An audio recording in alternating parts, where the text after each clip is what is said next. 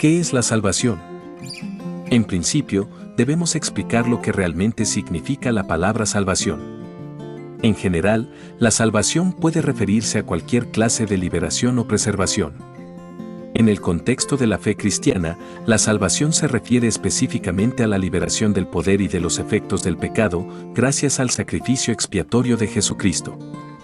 Pero ahora debemos responder lo siguiente: ¿cuál es ese poder del que necesitamos liberación? ¿Cuáles son los efectos concretos del pecado de los que requerimos redención? El poder del pecado. Cuando hablamos del poder del pecado, nos referimos a su dominio y control sobre nuestras vidas, la influencia negativa que tiene sobre nosotros. El pecado es como una fuerza que nos esclaviza y ata con cadenas de conductas y hábitos negativos, como las adicciones, codicias, egoísmos, odio, envidia e ira, entre muchas otras. El pecado es una fuerza que nos aleja de la rectitud y la bondad, y nos lleva a actuar en contra de los mandamientos de Dios. Los efectos del pecado. Los efectos del pecado, por otra parte, son las consecuencias de ceder al poder del pecado. El pecado tiene consecuencias tanto en la vida presente, consecuencias temporales, como en la vida después de la muerte, consecuencias eternas.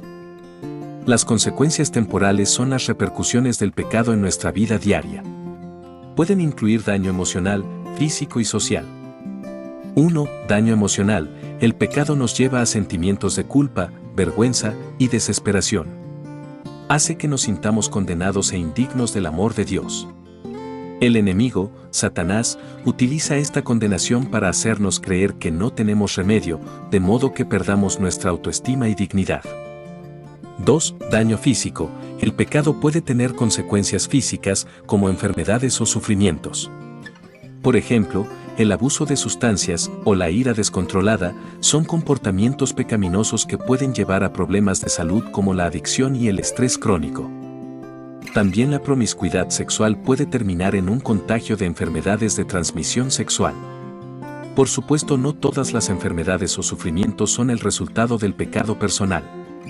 La enfermedad y el sufrimiento son parte de la condición humana y pueden afectar a cualquiera, independientemente de su moralidad o comportamiento. 3. Daño social. El pecado puede dañar nuestras relaciones con los demás, causando división y conflicto. La mentira o el engaño, por ejemplo, pueden erosionar la confianza, un componente fundamental de cualquier relación saludable. También la crueldad o la traición pueden herir profundamente a las personas, afectando su bienestar emocional y su capacidad para formar relaciones saludables en el futuro. Muchas veces, estas consecuencias son una forma de disciplina o corrección de parte de Dios, destinadas a llevarnos de vuelta al camino correcto. Las consecuencias eternas. Estos son resultados del pecado después de la muerte. El pecado causa una separación de Dios. El ser humano, debido al pecado y a su propia naturaleza caída, no puede tener una relación plena con Dios. Como resultado, estamos sujetos a la muerte espiritual y la condenación. El salario inevitable del pecado es la muerte espiritual eterna, es decir, la separación definitiva de la gracia y presencia de Dios. Sin la redención, el pecado llevará a la separación eterna de Dios, es decir, el infierno. Este es el destino de todo ser humano sin salvación. Debemos entonces preguntarnos, ¿de qué nos salva específicamente Dios?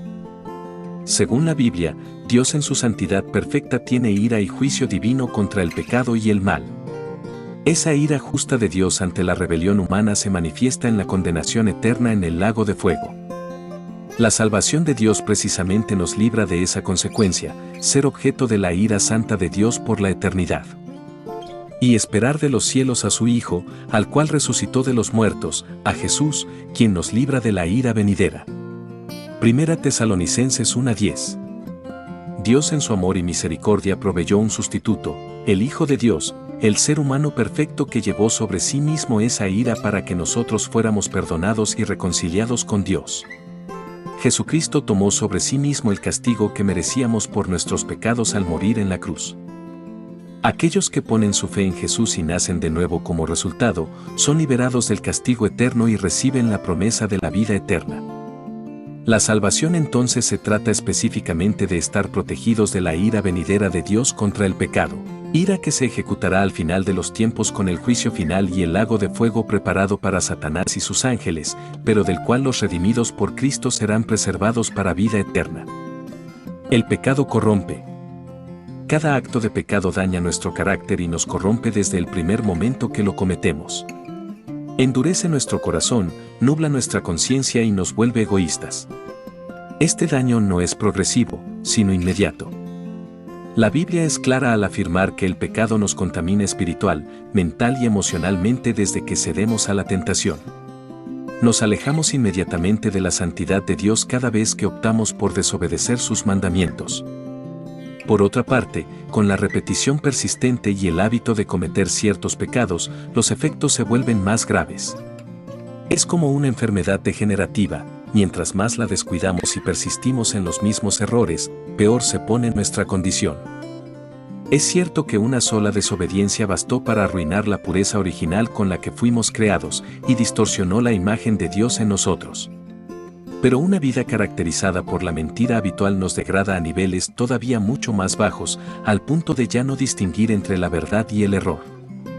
Cada pecado individual ya nos corrompe en el acto, pero la persistencia en esos pecados agrava progresivamente la condición corrompida de nuestro corazón y nos hunde más profundo en las tinieblas. Solo la infinita misericordia y poder regenerador de Cristo puede restaurarnos completamente. La reconciliación. Puesto que la salvación es la liberación de este poder y estos efectos del pecado, a través de ella somos reconciliados con Dios. Así que podemos definir la salvación como el proceso mediante el cual pasamos de un estado de separación de Dios a un estado de comunión con Él. Esto se logra únicamente por la gracia de Dios y la fe en Cristo. No hay nada que los seres humanos puedan hacer para ganar o merecer la salvación. Es un regalo que debemos recibir con humilde gratitud. La salvación, entonces, es la liberación de las consecuencias del pecado, tanto temporales como eternas. Por supuesto, la salvación en el cristianismo no promete una solución instantánea a todos los problemas terrenales. No garantiza la curación física inmediata de todas las enfermedades ni la resolución instantánea de los conflictos personales. La salvación en Cristo no elimina repentinamente todas las consecuencias temporales del pecado en el momento que alguien decide convertirse. Prometer eso al inconverso sería hablar de manera simplista de la fe cristiana. Personajes como David, por ejemplo, a pesar de ser perdonados, sufrieron terribles consecuencias por sus pecados el resto de sus vidas. La salvación, en su esencia, es espiritual. Se trata de la restauración de la relación con Dios y la promesa de la vida eterna. Por medio de Jesucristo y su sacrificio somos redimidos espiritual y eternamente, su sangre nos hace hijos de Dios y herederos de su reino venidero. Sin embargo, eso no significa que la salvación no tenga un impacto en nuestra vida terrenal.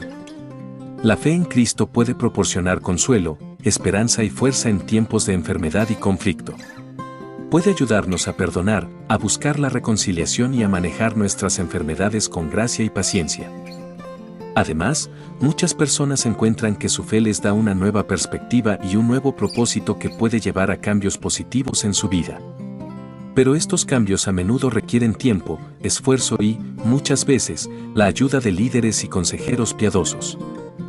En conclusión, la salvación que Dios ofrece en Cristo tiene implicaciones eternas y temporales que debemos considerar. En el plano eterno, la salvación nos reconcilia con Dios al liberarnos del castigo justo por nuestros pecados. También, a través del sacrificio de Jesús en la cruz recibimos muchas bendiciones espirituales en la vida presente. Por ejemplo, somos perdonados de nuestros pecados. Tenemos paz para con Dios. Somos adoptados como hijos de Dios y hechos herederos de la vida eterna. Por el poder del Espíritu Santo, somos regenerados y liberados del dominio del pecado sobre nosotros. Somos capacitados para vivir de acuerdo a los buenos propósitos de Dios, etc. Aunque la salvación promete la liberación del pecado y sus consecuencias, esto no significa que la vida de una persona se vuelve instantáneamente perfecta. Los creyentes todavía viven en un mundo imperfecto y tienen su propia naturaleza humana con la que lidiar. Por lo tanto, aunque la salvación trae consigo una transformación positiva, el proceso de vivir de acuerdo con esa salvación está lleno de desafíos. Los creyentes tienen luchas y tentaciones. Pueden cometer errores y pecar, y deben enfrentar sufrimientos y pruebas.